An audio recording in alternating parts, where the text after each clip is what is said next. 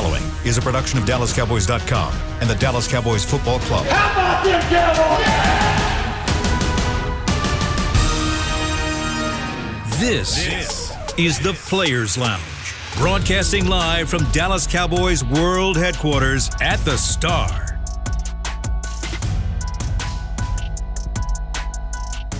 Hey everybody, Newy Scruggs here with a special show today. For those of you looking for Danny McCray and Barry Church, well, they were on other shows today. This means I get to have some fun with two of my friends, former Cowboy Everson Walls and my fourth favorite Tar Heel of all time in Carolina basketball history, Jesse Holley.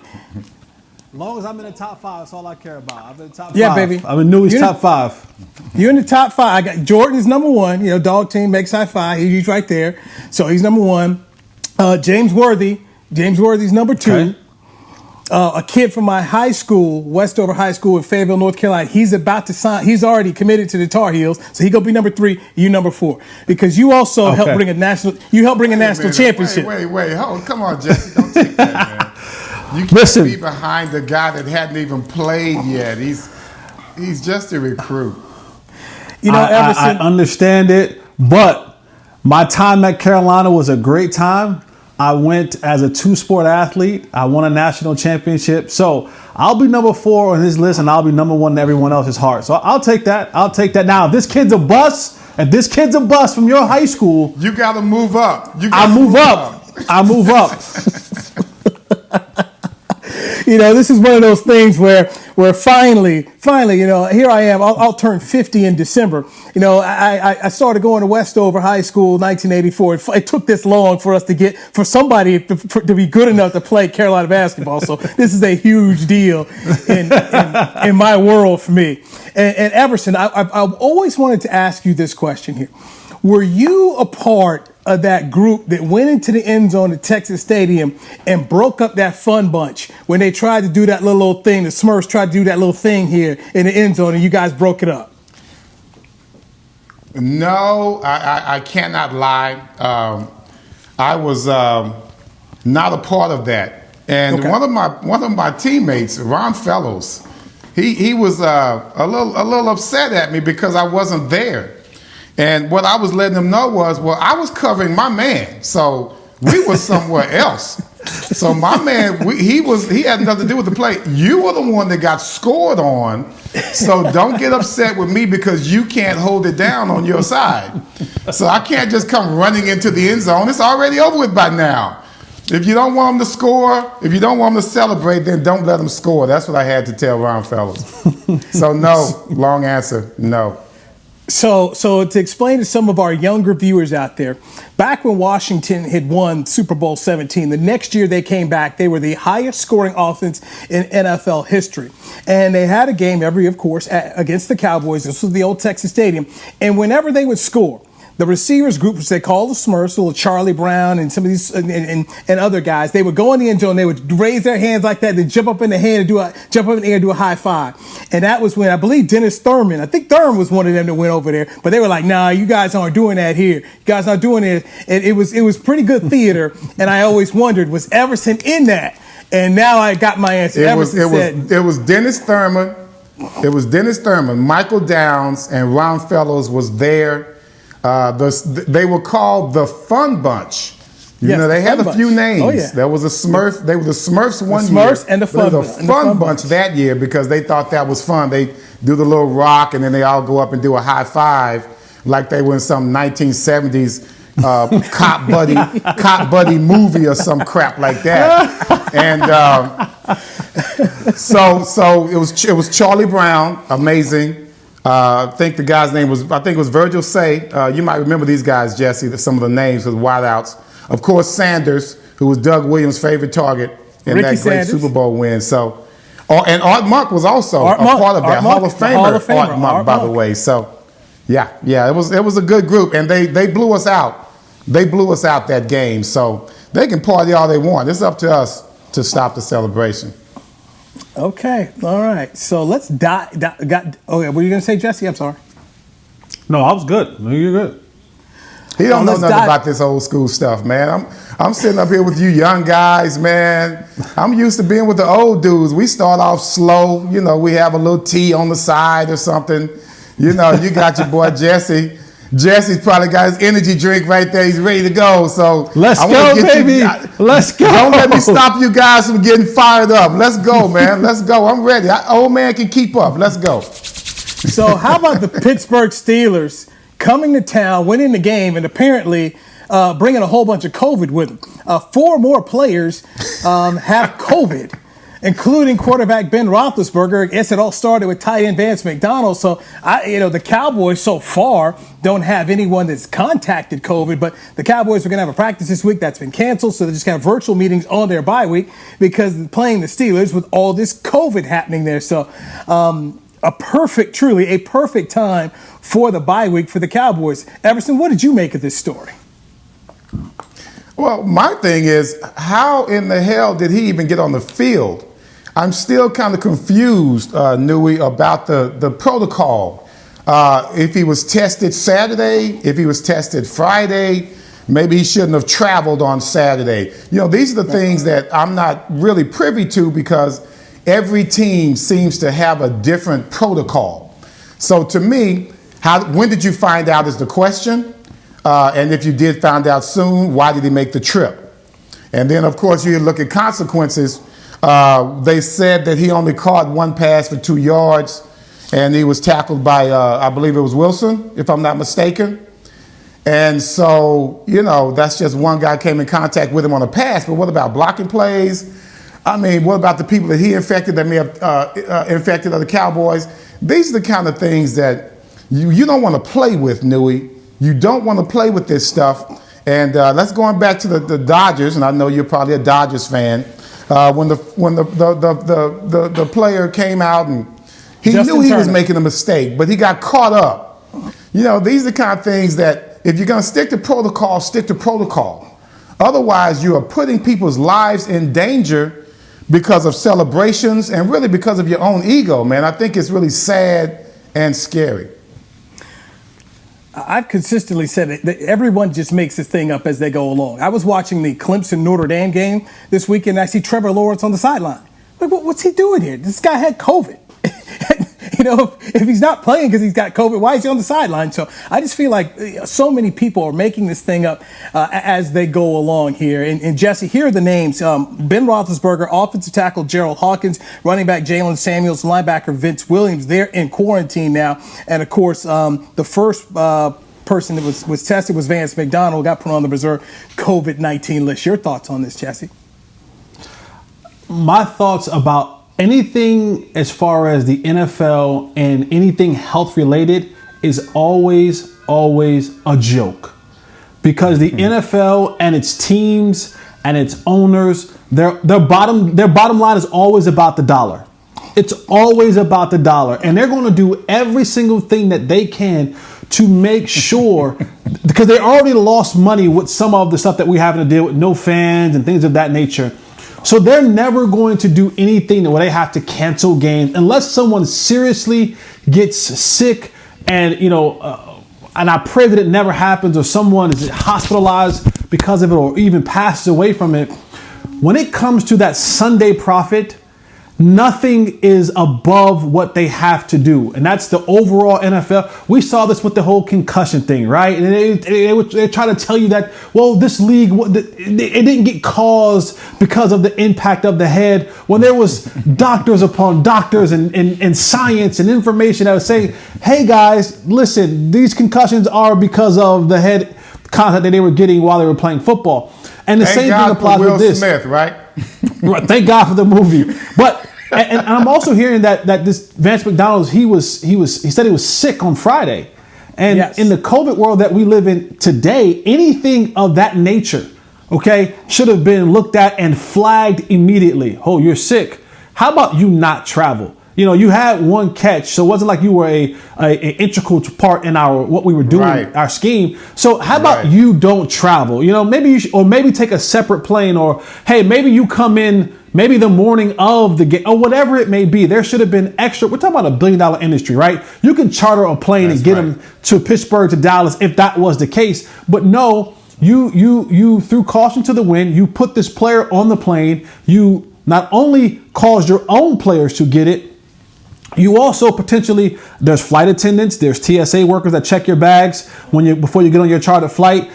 There's there's hotel people that you may have been in contact with, whether that be at the omelet station in the morning when you're getting your omelet, or the buffet line, right? When you get right, Everson, when you get your buffet line, at night. There's so many people that you've now caused, and no telling what happened on the Cowboys side of things. Now, our great producer Chris Beam said, even though he had only one catch, don't worry about our DBs catching it, because they don't catch anything at all. So they don't have to worry about catching COVID. Did Chris say that? Oh my God! No, you didn't, Chris. Wow. Hey, but not only that, Jesse, as you talk about those extremely important consequences, let's think about just on a lower level. Now it seems like, and we will see how it goes, because the protocol is so screwed up right now.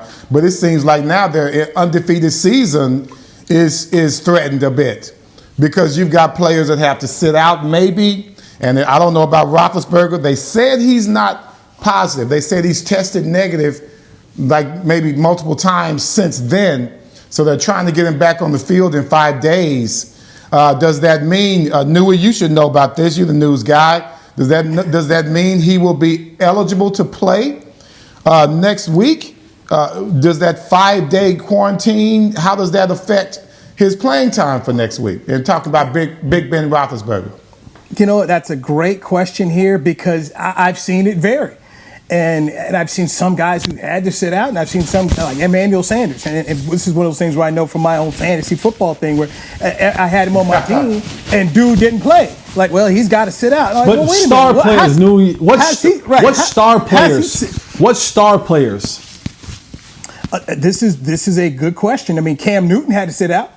We saw Cam had to sit. So this is a great question. Is what happens? Andy Dalton had to sit out. When was, it seems like the same situation, and he couldn't play. We needed him in that game. As far as we were concerned, he was a star for us, Jesse. You know what I'm saying? We needed Dalton, and we ended up going with Danucci, which, that could have made a difference. So I'm still up in the air. Sounds like Newy is as well. Okay, what is the protocol?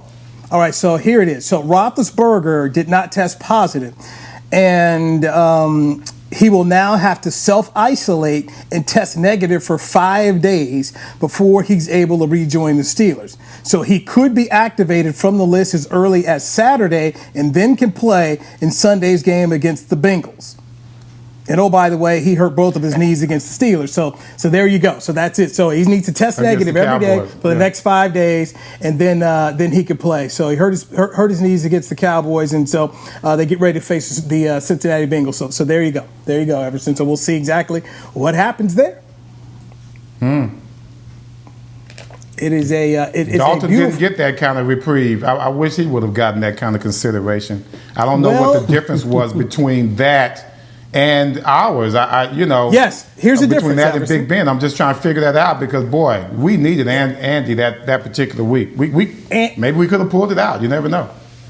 Andy tested positive for COVID. That's the difference. Ben did not. Okay. There you go. So he was that when they call the contact tracing, he was with McDonald or near McDonald. So they put him in isolation. So now he's just got to test negative for 5 days, and then he can play. He did not test positive for coronavirus. All right, let's get our first break in here. Some tough news for the Dallas Cowboys secondary when we come back right here on DallasCowboys.com radio.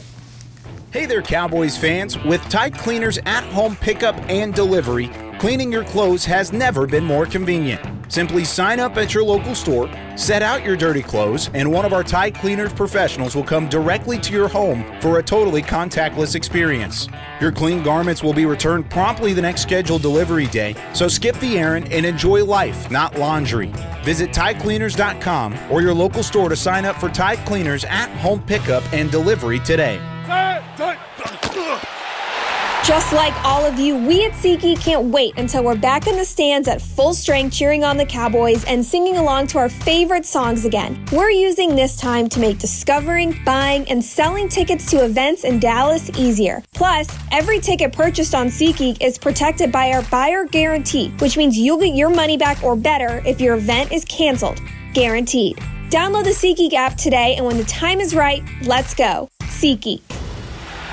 The Cowboys way, where 16 Hall of Famers and 5 championships shows us what success looks like. Where turkey is always the second best part of Thanksgiving Day. Where we are all defined by one single thing, the star.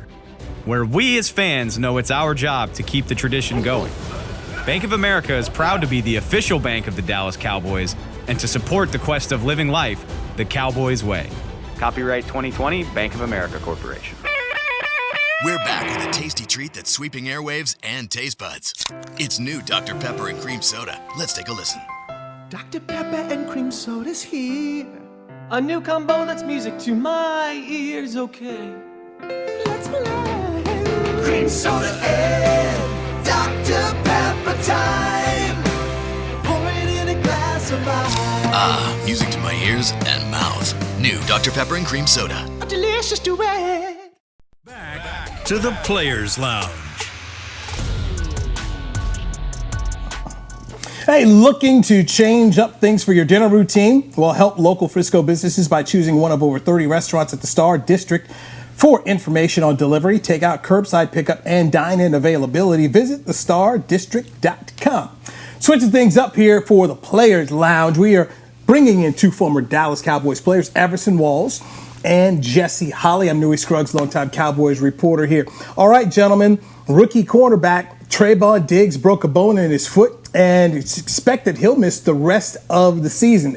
Everson, you're a former defensive back here. Your thoughts on Diggs being gone, and then how do they make up for the rookie's absence, in your opinion? You know, it's kind of a shame. We've been looking at Diggs and talking about the potential that he has. When you think about it, he's only really had, I'd say, just a couple of, maybe one good game, if you want to call that good. But that's what you expect from a rookie. It's going to be some growing pains with him. Just when you saw him making strides, he got 2 interceptions in one game. That was amazing.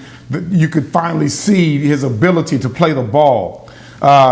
When you get those interceptions, you know, it brings you confidence. Just like if Jesse is a wide receiver, no matter what goes on in the game, as soon as you catch that one pass, your confidence is there. Then the realization is solid right now. So once he saw that he could make those plays, then all of a sudden we're like, man, this is the potential we've been waiting on. We're hoping that this guy can step up and make some more plays for us. And of course, here comes the injury. I really feel bad for the young man because I wanted to see his progress continue to get better. What I see now, he may be out for the season. With him being a young man, if he wants to, and I'm sure he'd be itching to come back, he may be able to come back with maybe a game or 2 left in the season. You know, it's hard to keep a young man like that out, especially when he's able-bodied. But I just want him to mentally be prepared for what's going to be for him in the future. Sometimes if you get to step away from the game, whether it's due to injury or whatever, he can take a look at what's been going on with himself and say, okay, he can hone in on it, you know, mentally, physically, and realize where he's been making his mistakes, because as a rookie, you expect things to develop slowly. And so comparatively, as his rookie year goes on, he's been developing ahead of a rookie's pace. Now, it depends on what standards you want to put that rookie pace on. You want to talk about 1981, I can go back to me and my boys, Ronnie Lott, Kenny Easley, myself, Michael Downs. We didn't have time for growing pains. We stepped in, we played our butts off, and we came through. That's why you have a moniker. If you don't have a moniker, then obviously you didn't do anything while you were in the league. We were Thurman's thieves because we were thieves. That's just the way it was. So the standard back then, I think, was a little bit higher. You had free agents coming in, balling their butts off, getting criticized, and now we have a high round pick who I still love to see play. And the more he gets beat, the more potential they say he has. So I'm kind of confused, but I'm going to go with it as long as it's going to make him better. No, my answer was going to be right along the lines how you kind of ended yours was there. When you're talking about being a rookie, right? Second round pick, and he played some high level football at Alabama in the SEC. But when you come into this league, there's so much being thrown at you, whether it's learning the playbook formations, you got all pro receivers coming at you every single week, all pro quarterbacks. Yeah. The information upon information is being just piled on top of you. And so you're trying to learn. I got to get ready for a game. Oh my God, I got to play Julio Jones this week. I remember watching this guy on YouTube my whole life. I'm a rookie, and I'm trying to put all this stuff together. And what happens is, you begin to drown in some of these things, right? And then you don't have, like the thing for Diggs is he didn't have one of those vets where you can look to your right, look to your left, and there's a guy who's been in the league for 10 years who had something to say, hey, Rook, hold on, relax, chill, look at this, and give you those little tidbits. Point, Jesse. That's a damn good point. To give you those little tidbits that you can put away and add to your game and say, oh, this is what he was talking about. To sit you down and show you how to properly watch film and say, hey, I played this quarterback, I played this offensive coordinator, I played this team for X amount of years. Here's what they like to do in plus 40, minus 40, and this formation. Hey, when they get right here, look for these type of route combinations. He was doing a lot of learning on the fly. He had no one to really look to give him any veteran information to say, hey, what do we do right here? And so he was doing a lot of it on the fly. And I'm with you, Everson. I would sometimes be amazed. I would say, he got beat 3 times in a row. Where's it? Everybody say, well, he just keeps fighting. I said, well, fighting doesn't win you games. You got to stop somebody to actually. But to keep fighting. Right. And so, but being able to step away from the game, take a deep breath, go back and watch your early film, watch how you progress, watch how the season continues to go on, and see, you know what, the second time around you play the Washington, the football team from Washington, or the second time around you play the Giants, or the second time around you play Philadelphia. Now you can start seeing like, oh, that's what they were talking about. I was so caught up in that preparation for the week, I didn't catch all the little idiosyncrasies in the game that I can now see from a distance now that I'm rehabbing. If I were him, or if I was anyone in the Cowboys organization, he's done for the year, to me. Heal up, because we don't have any more to fight for this year. I mean, I know that we're saying, well, the division is still up in the air. This is not a good football team. This team isn't going to go far in the so to rush a guy back, and we all know when it comes to receivers, and DBs, your feet is what pays. That's you right. need to be, if your feet are not good, and whether that's me going forward as a receiver. Deion Sanders with the turf toe. Right. And so I want that thing to fully heal so that we don't have any setbacks in the offseason, because I'm praying that we get a regular offseason, and I need all my guys. If this is going to be a guy that you look at for 2020, 2021 and beyond, then I need him 100% healthy heading into this so that we can evaluate all these guys, put guys on the field during OTAs and mini camps so that I can now really start implementing things than having him have a setback in late December in a meaningless game that we're not even going to win to go to the playoffs, anything like that. Now, if you told me you were 7-1, 8-0 or whatever, and we had a realistic chance, all right, let's try to get some of these guys back healthy. But at the end of the year, you're not playing for anything. I'm not rushing this guy back. Get 100% healthy. Take your time getting healthy. And I want everybody revved up and ready to go for the 2021 offseason. Hey, two things, Newy. Let me say something. First of all, you are so right, Jesse. I had Charlie Waters just always in my ear, giving me confidence, giving me nicknames, just, praising me. And I'm like, man, this dude is really on my job. And I needed that, at the time, because like you said, things are coming at you. Dennis Thurman, he was my mentor.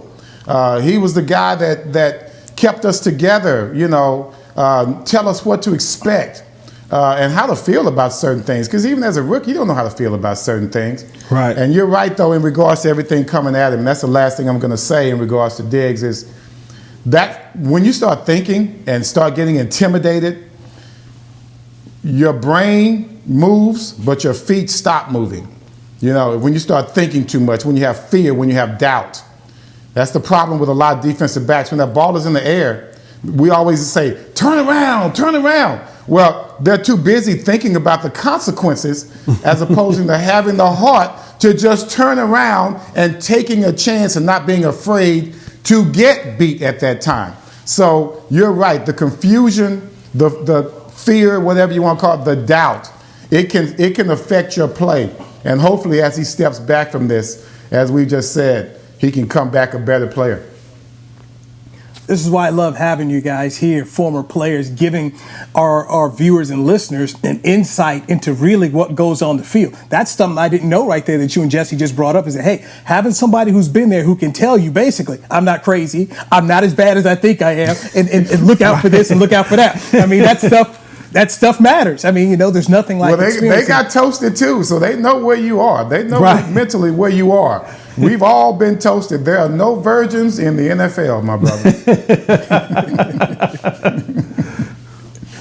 All right. Speaking of the future, Garrett Gilbert, a lot of Cowboy fans feel like has a future as a potential backup with this team after his performance against the Steelers. But Cowboys owner and Hall of Famer Jerry Jones said today on his radio show on 105.3 The Fan that Andy Dalton is the starting quarterback when they get back to action. So they got the bye week this week, and then they go to Minnesota next to face the Vikings up there. Jesse, your thoughts on Andy Dalton becoming the starting quarterback with Garrett Gilbert being his backup now? Let me say this first. I know that we work in the media and we love the sound bites and we love the ability to write stories on certain things. But this is one of those moments where I just wish, we're the only team in the league where our owner and our owner's son have radio hits every single week, 2 or 3 times a week. Because to me, I think Jerry misspoke. I do. I truly think and I get it. He's the owner. He can do what he wants, say what he wants. I get it. But I truly think he misspoke. There's no reason you have to come out and say that today on a Monday or a Tuesday. There's no reason. And I think sometimes just because you have a mic does not mean you have to say something into it.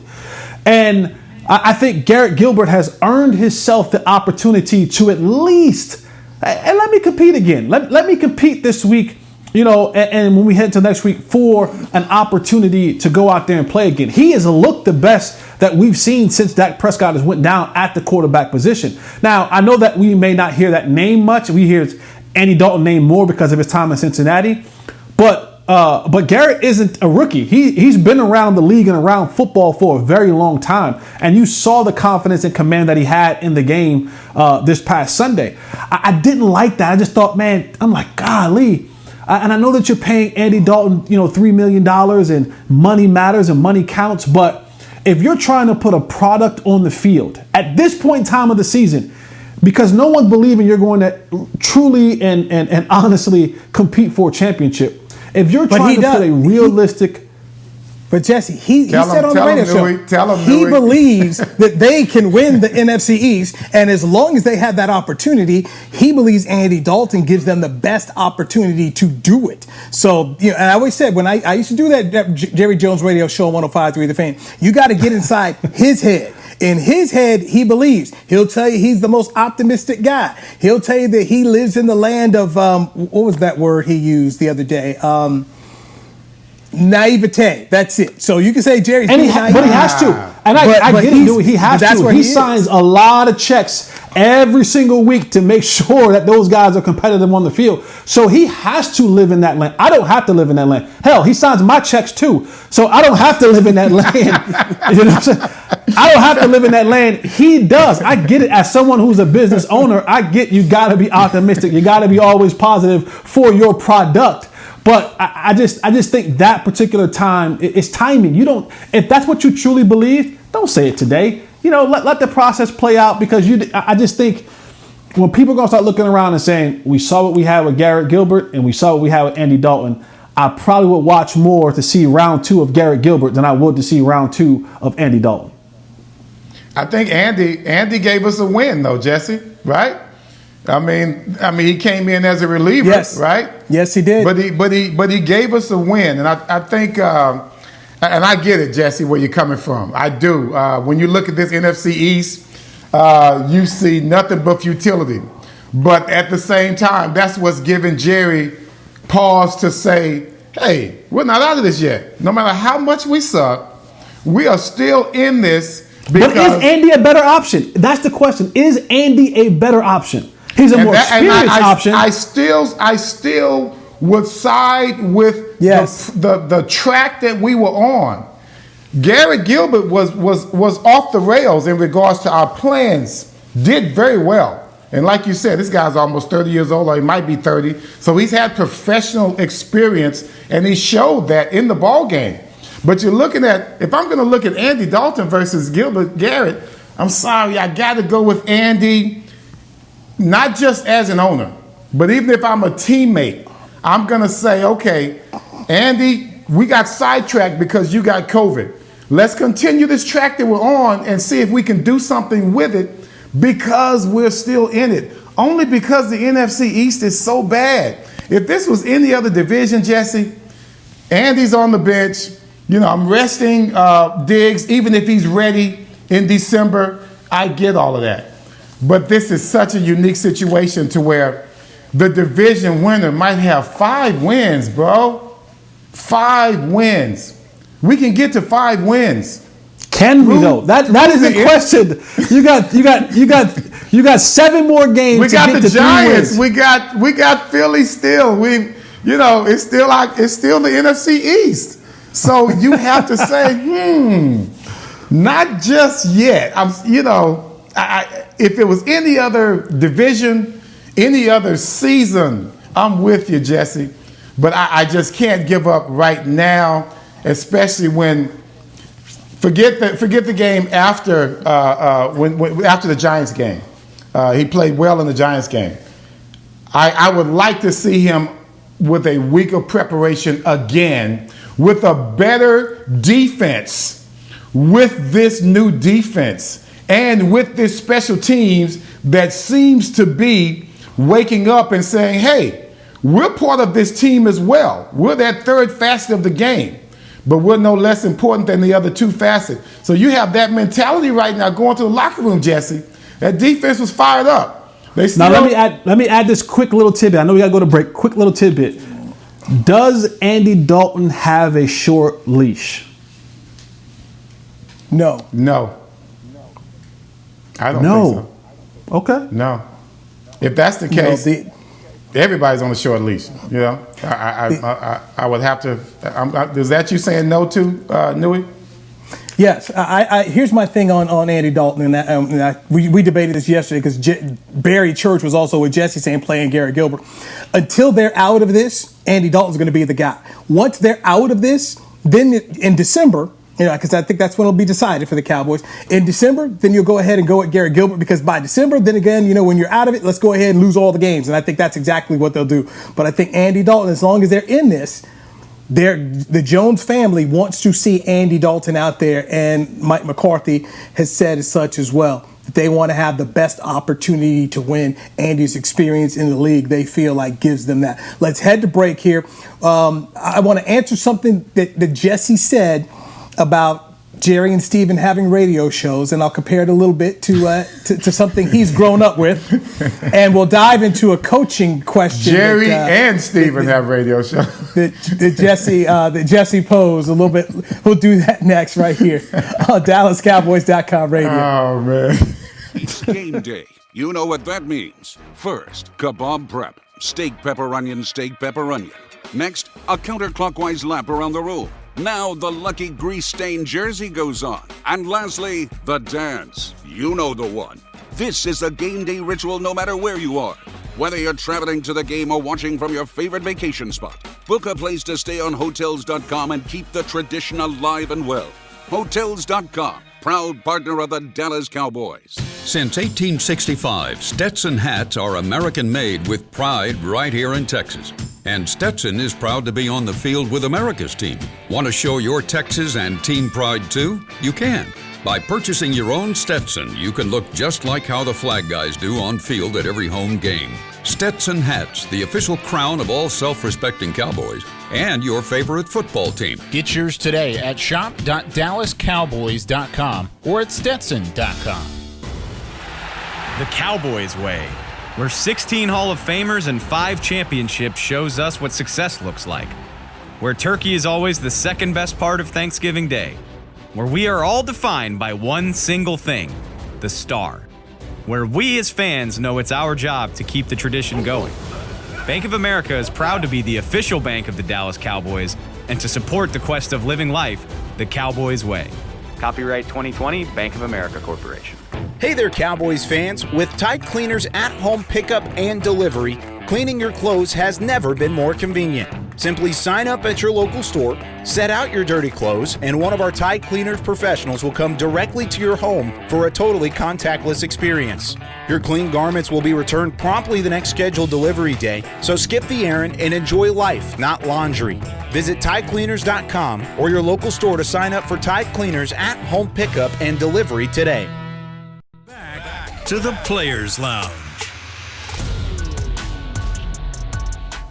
Hey, get the ultimate fan experience for the ultimate Cowboys fan. Join Dallas Cowboys United, presented by Globe Life, starting at just $20. Visit DallasCowboys.com/United.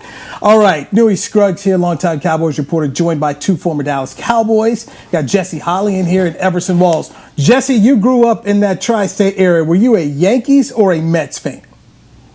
Yankees. Okay, this is perfect because one of Jerry Jones' best friends in the industry was the late George Steinbrenner. You know, George Steinbrenner, while he didn't have a radio show, he invited the media to come talk to him all the time, and he was always forever talking. And I read the book, The Yankee Years by Tom Verducci, and Joe talked about how he understood what he got into, and knowing that the boss was going to say one thing over here, but how he dealt with his players in the clubhouse was a whole different thing. And for me, Mike McCarthy, you signed up for this. You know Jerry Jones talks on Tuesdays at 8:30 on 105.3 The Fan, to Sean and RJ, and he talks on Fridays at 10:30. Okay, because I used to do that 10:30 Friday show with Jerry Jones, and you know Steven talks on Monday. All right, this is what these guys do. They talk. So you got 3 times a week where you're going to hear from ownership. In basketball, Mark Cuban, before they changed the rules and they used to have the Stairmaster back there in the Mavs locker room where we could all go back there as media members, we would all go to Mark, who'd be on that Stairmaster at about 6:05, and we would all get our pregame interviews from the owner of the Mavericks. This is good for us in the media. But I have no sympathy for any coach who comes in here because you know what you signed up for. Jerry Jones not only has a radio, he used to have his own TV show. It was called Special Edition. I mean, Jerry on TV, man. Jimmy Johnson survived it. He won 2 Super Bowls with it. It just is what it is. This is why you're in the big top. Bill Parcells, he dealt with it and won games. I mean, Mike McCarthy, go ahead and win some games. You're going to have to deal with it. It was one time before you got to the Cowboys, Jesse. I remember it was a player that we in the media were asking Wade Phillips about, and Wade about signing. And Wade was like, "Well, we don't know what we're going to do. We may sign him, we may not." We're like, "Jerry already told us you signed him," and Wade just kind of went like this. Okay, whatever Jerry said, and that just is what it is. Nobody handled it better than Jason Garrett. Jason Garrett knew what it was. The Jones family talking comes with the meal. And they may say one thing and you trying to keep something under wraps and they may blow it out there. But this is what you signed up for. So for Mike McCarthy and you just saying, hey, why do you have to go out and tell everybody Andy Dalton's sorry? This is what they do. This is what they do. Okay? They want you to talk about the Cowboys. They like the attention of it. And this is what it is. And I'm okay with it because I'm selfish and I want to know because the coaches don't give me anything. You got Mike McCarthy acting like he's some hockey coach and don't want to tell nobody anything. He got a leg injury. You have stories to write. You have stories to write and stories to tell. And you know what? I want the truth. When I want the truth, I go to Jerry. Okay, it's like Will Smith said, tell the truth. Okay, Jerry's gonna tell me the truth. These coaches don't tell me anything, so that's why I love doing the Jerry Jones. So I want the truth, and Jerry Jones is gonna give it to me. Steven, not so much, but I beg to differ just a bit. Jerry's gonna tell you Jerry's truth, and sometimes Jerry's truth is not necessarily what's going on inside the locker room. And Jerry's the man on the team. Jerry owns the team. He owns the most amazing sports business in the world. But we all know that before Jerry became famous and rich, Jerry seemed like he was selling snake oil. He would be one of those guys. Everything sounds good. Every potion is going to make you better at sex, better at eating, better at everything. That's the way you kind of look at him. So he's going to put a cherry on top of everything. So listen to Jerry. That may not necessarily mean that you're going to get the truth. You might just be more entertained than you might get accuracy. Everson, he wears two hats. And I've always said this about Jerry. It's been an interesting dynamic. He wears two hats, and I want, if you're a sports fan, you want the owner of the team to be excited. You want him to be optimistic and always looking at how things can get better. But I want my general manager to be pessimistic. I want my general manager to say the glass is half empty, the water's dirty, and we probably need to change everything. The issue becomes the general manager and the owner are the same guy. But at the same time, from a media standpoint, that is the issue. Always. That has been a part of the fun of this. I mean, this is what's made the Cowboys so interesting that they're on NBC the maximum 3 times every year. You just saw they were playing a game of the national game of the week with CBS. I mean, even when the Cowboys aren't good, people are still talking about the Cowboys. And this is what Jerry Jones has built. And one of the things that I learned by doing that radio show with him, Everson, Jerry's always been in business for himself. So, from selling insurance to being a Shakey's Pizza franchise owner, Jerry's always been hustling. Jerry's always been selling hope. And that hadn't changed, man. So that is what he's going to do. So when he's talking about, let's go, Andy Dalton's got to be, he's going to be our guy. We can still win this division. It's a slim chance. That's Jerry. Jerry got margaritas to sell. Okay, he got shirts to sell. He's trying to get you, Everson, to buy your grandkids some more Cowboys gear. $15. He has $15 hamburgers to sell. Yes, exactly. I understand. But the problem you have when you have an owner that creates this situation, that for lack of a better term, sometimes you have crap rolling downhill, and it's all sound rosy coming out of Jerry's mouth. But by the time things get to be downhill, it just turns into a bunch of crap. And here's what I mean. If you don't have a product on that field that's going to resemble anything close to your optimism, then all of a sudden, what are you looking at on the field as far as your team is concerned? It's not anything positive. They're going to come up with all types of adjectives to talk about just how bad your team is, even if they didn't play as bad as they say. Because of the optimism that was raining down on them, we're all in our seats. We're ready for it. Here it comes. Jerry said it's going to be true. I'm going to believe in the Cowboy majesty and the hype. And then you see what we say against the Cardinals. You see what we saw against against the Washington football team. And then all of a sudden you have over-the-top criticism, which can really affect everything that you're trying to build, Newy. So you got to think about that sometimes. Sometimes reality is the best medicine for a team like the Cowboys. And I'll tell you something how it affects the locker room when you have a guy like, the owner and the general manager. And I saw this from my own perspective when I was there under the Wade and Jason Garrett era. When there is a level of hierarchy, and I mean the guys who are worth the money, the big contract guys, the guys who have the jerseys in the stores, and they have the placards, and they have the giant size faces on the side of the stadium. Those guys are handled by Jerry. And then it's all the rest of us that are handled by Garrett or Wade or Mike McCarthy. And so then it begins that fight of these guys knowing, man, that coach can't do nothing to me because I answer to the guy upstairs. I don't mean Jesus Christ. I mean the other guy upstairs. He's a little bit lower down on the. Yeah, he's a little lower down, but that other guy. And so now you start talking about how does it affect on the field, because you have guys who are on the field who know that no matter what that coaches say, that I'm tied in to the other guy, and that guy will determine whether I'm here or not this guy who was calling the shots from the sideline. And that sometimes can affect the play on the field, because guys who probably shouldn't be on the field maybe should have less time on the field, but because they have the contract that they have, they're dealt with differently and by different people. I remember one time it was Felix Jones. And Felix Jones had fumbled in a couple games. And Jason Garrett was like, guys who fumble in games, they'll pay the consequences. We might not start them in the game. He said this, and then they caught Jerry 5 minutes later and said, Felix Jones will be the starting running back for us next week. So as a player in the locker room, I'm sitting there looking like, well, who do I believe? Do I believe the guy who said Felix Jones is going to sit coming out the game, or the guy? You know who to believe. I know who to believe. I know who to believe. But you see how that can be a sticky situation for guys in the locker room. I'm looking around and saying, well, I heard that report and I heard that report. Now let's see what's going to happen this week in practice. And then you see Felix Jones start the next game. You go, oh, I know who really called the shots here and there. So that's some of the dynamic that can sometimes mess up a locker room, because you know the difference between who says who and who does what. Yeah. Jesse, here's two things I'll respond to you on that.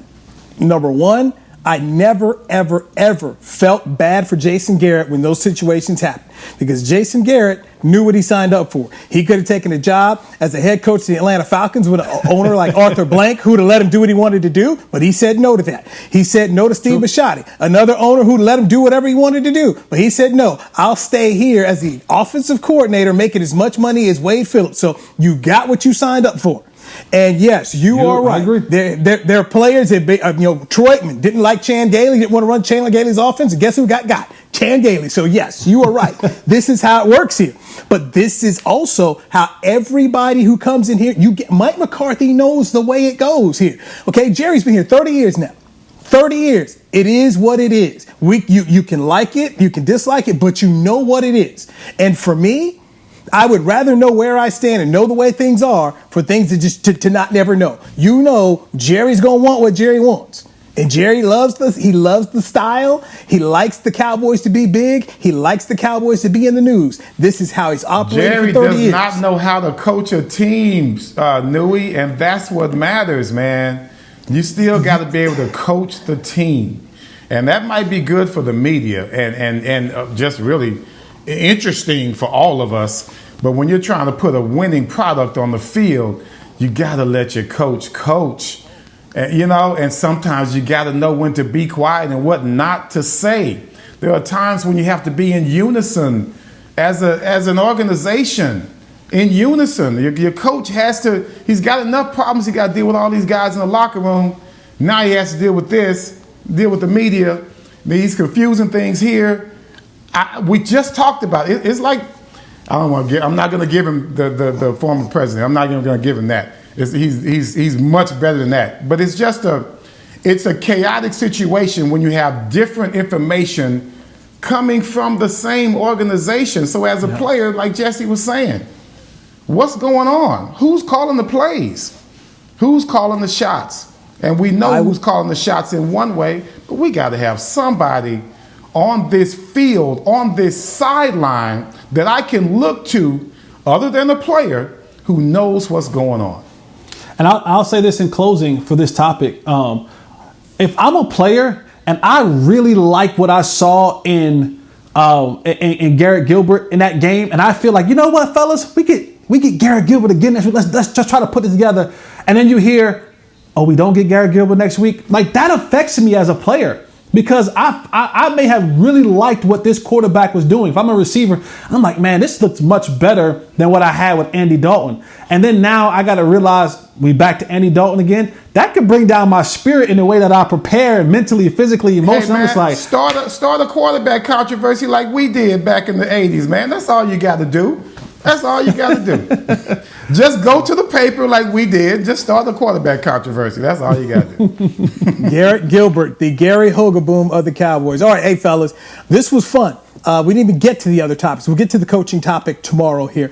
Everson Walls and Jesse Holley will be with me tomorrow. So one more day of having more former Cowboys bringing some insights. Fellas, this was fun. I appreciate it. Everybody, make sure you tell friends about this show. It's normally the Players Lounge with Barry Church and Danny McCray, but they're on some other shows. We're kind of mixing things up and having some fun. We'll talk to everybody tomorrow at 2:30 Central. All right, fellas, take care, everybody. Bye-bye.